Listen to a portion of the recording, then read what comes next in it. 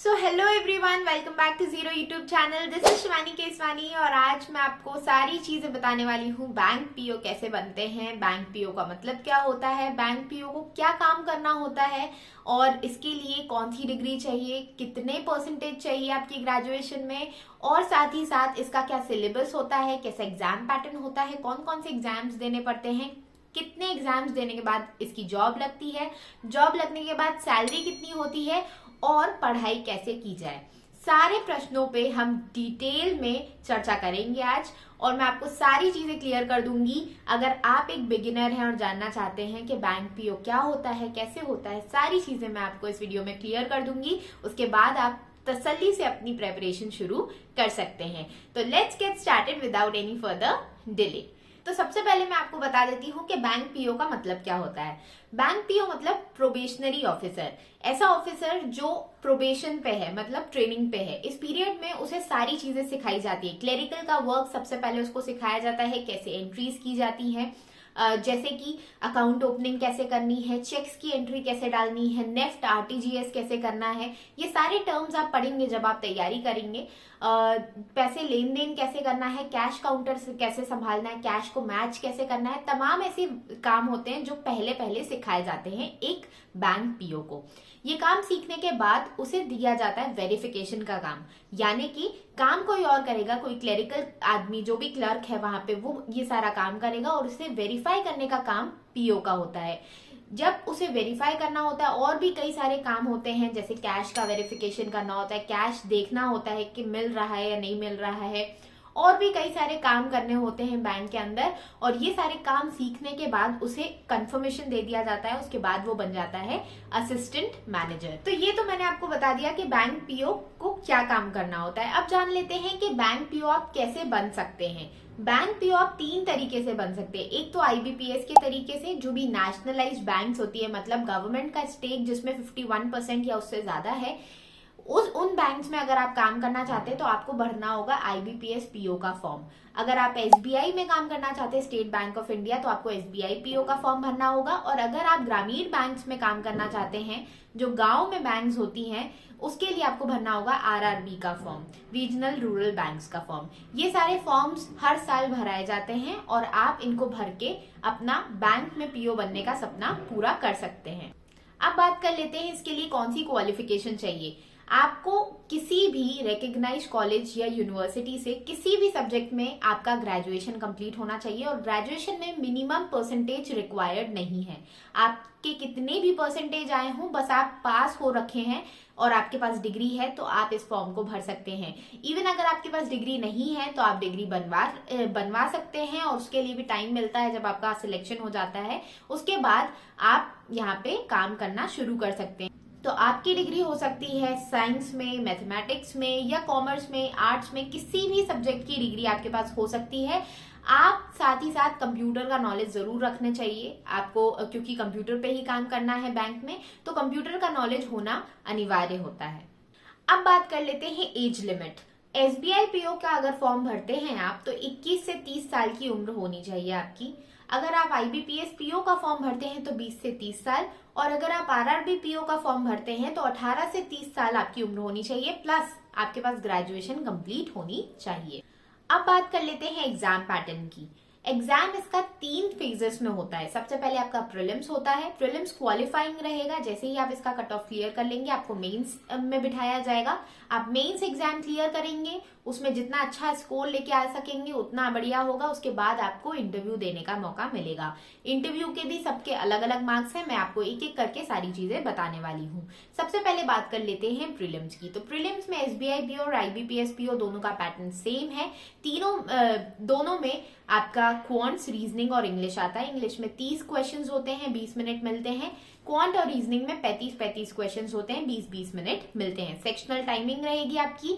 Sectional cut off रहेगी IBPS PO में, लेकिन एसबीआई पीओ में सेक्शनल कट ऑफ का कोई भी प्रोविजन नहीं है।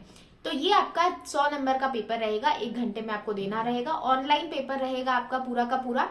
आरआरबी पीओ की बात करें तो वहां पे आपको 45 मिनट में 80 क्वेश्चंस करने रहेंगे। क्वांट रीजनिंग के 40 क्वेश्चंस आते हैं, जहां पे आपको रीजनिंग में 25 मिनट दिए जाते हैं और क्वांट्स में 20 मिनट दिए जाते हैं। अब बात कर लेते हैं मेंस एग्जाम का पैटर्न। आरआरबी पीओ की बात करें तो वहां पे आपके 5 सब्जेक्ट्स होते हैं। क्वांट्स 40 क्वेश्चंस रहेंगे 50 नंबर के, रीजनिंग 40 क्वेश्चंस रहेंगे 50 नंबर के, इंग्लिश 40 क्वेश्चंस रहेंगे 40 नंबर के, जनरल अवेयरनेस 40 क्वेश्चंस रहेंगे 40 नंबर के, और कंप्यूटर 40 क्वेश्चंस रहेंगे 20 नंबर के।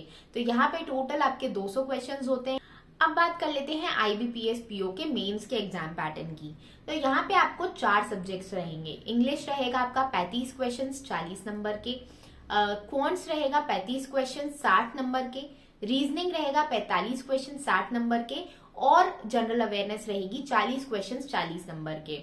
यहाँ पे 155 क्वेश्चंस रहेंगे आपके, टोटल 200 नंबर के, प्लस आपका डिस्क्रिप्टिव भी होगा। जैसे ही आपका ऑब्जेक्टिव पेपर कंप्लीट होगा, डिस्क्रिप्टिव स्टार्ट हो जाएगा, जिसमें आपको 2 क्वेश्चंस देखने मिलेंगे, एक लेटर और एक एस्से। यहाँ पे आपको 30 मिनट का वक्त मिलेगा और ये 25 नंबर का आपका पूरा पेपर रहेगा। तो 225 नंबर का आपका मेंस का आईबीपीएस पीओ हो जाता है। अब बात कर लेते हैं एसबीआई पीओ मेंस के एग्जाम पैटर्न की। यहाँ पे इंग्लिश रहेगा आपका 35 क्वेश्चंस 40 नंबर के, क्वांट्स 30 क्वेश्चन 50 नंबर के, रीजनिंग 40 क्वेश्चंस 50 नंबर के, और जनरल अवेयरनेस 50 क्वेश्चन 60 नंबर के। टोटल आपके 155 क्वेश्चंस 200 नंबर के रहेंगे। इसमें भी आपका डिस्क्रिप्टिव रहेगा 50 नंबर का, जिसमें आपके 2 क्वेश्चंस, एक लेटर और एक एस्से रहेंगे। आधा घंटा आपको टाइपिंग करने का मौका मिलेगा। यहाँ पे आपका जो डिस्क्रिप्टिव पेपर होगा वो टाइपिंग होगी, पूरी की पूरी कंप्यूटर पे आपको टाइप करना है अपना आंसर और वो सबमिट हो जाएगा। अब बात करते हैं तीसरे और आखिरी स्टेज की। तीसरा स्टेज आपका रहने वाला है इंटरव्यू। जो आरआरबी पीओ का इंटरव्यू है उसमें 100 नंबर का इंटरव्यू रहेगा। आईबीपीएस पीओ का इंटरव्यू वो भी 100 नंबर का, लेकिन जो आपका एसबीआई पीओ का इंटरव्यू है उसके 2 पार्ट्स रहेंगे। एक आपका जनरल डिस्कशन जो कि 20 नंबर का होगा, और आपका पर्सनल इंटरव्यू जो कि 30 नंबर का होगा। तो 50 नंबर का आपका एसबीआई पीओ का इंटरव्यू होगा। ये तो हो गया एग्जाम पैटर्न। अब बात कर लेते हैं सैलरी की। तो सैलरी के मामले में आपका आरआरबी पीओ और आईबीपीएस पीओ की सैलरीज लगभग सेम होती हैं। 70 से 80 हजार स्टार्टिंग सैलरी है जैसे ही आप बैंक ज्वाइन करते हैं, और एसबीआई पीओ में यही सैलरी 85,000 से 1 लाख तक वैरी करती है। अब आपने ये तो समझ लिया कि बैंक पीओ का एग्जाम कैसा होता है, कैसा पैटर्न होता है, किस बैंक में जाने के लिए कौन सा एग्जाम देना होगा, लेकिन इस एग्जाम की तैयारी कैसे करें ये एक अहम सवाल बन जाता है। तो इस एग्जाम की तैयारी करने के लिए आपको इसका सबसे पहले सिलेबस कंप्लीट करना होता है। सिलेबस आप कहीं से भी डाउनलोड कर सकते हैं। इंग्लिश का सिलेबस अलग रहेगा आपका, जिसमें आपका grammar, reading comprehension, error, phrase replacement, miss spelled, आपके बहुत तरीके के क्वेश्चंस आते हैं। प्रीलिम्स का थोड़ा सिलेबस अलग रहेगा, मेंस का हाई लेवल का सिलेबस हो जाएगा। वहीं पे क्वांट्स का भी सिलेबस अलग है, जिसमें अर्थमेटिक, स्पीड मैथ्स मतलब simplification, approximation, number series, missing number series, wrong number series, quadratic equation, plus आपका data analysis and interpretation DI रहेगी। इसके साथ साथ आपका रीजनिंग में पजल्स देखने मिलते हैं और तमाम मिसलीनियस सेक्शन, जिसमें आपका sitting arrangement, blood relation, direction and distance, alpha numeric और भी तमाम बहुत सारे टॉपिक्स रहेंगे। इसके अलावा आपका क्रिटिकल रीजनिंग भी आती है और इनपुट आउटपुट के क्वेश्चंस भी देखे जाते हैं रीजनिंग के मेंस में। तो ये तो हो गया इसका सिलेबस। अब इसकी तैयारी आपको करने के लिए पूरा सिलेबस कंप्लीट करना है, पहली चीज। प्लस अगर आप चाहते हैं इसका डिटेल्ड गाइडेंस लेना तो आप मेरे चैनल पे हर एग्जाम के वीडियोस अवेलेबल हैं, वो जाके चेक कर सकते हैं। जिस भी साल में आप इस एग्जाम की तैयारी कर रहे हैं उस साल का वीडियो देखिए और तरीके से तैयारी शुरू कीजिए, सही डायरेक्शन के साथ तैयारी शुरू कीजिए। और आपको मैं विश करती हूँ ऑल द वेरी बेस्ट। आप जरूर इस एग्जाम को क्लियर करेंगे। आई होप आपको सारी चीजें समझ में आ गई हों। अभी भी कोई कंफ्यूजन या डाउट है तो आप जरूर कमेंट सेक्शन में लिख सकते हैं। मिलते हैं नेक्स्ट वीडियो में, तब तक के लिए टेक केयर, बाय बाय।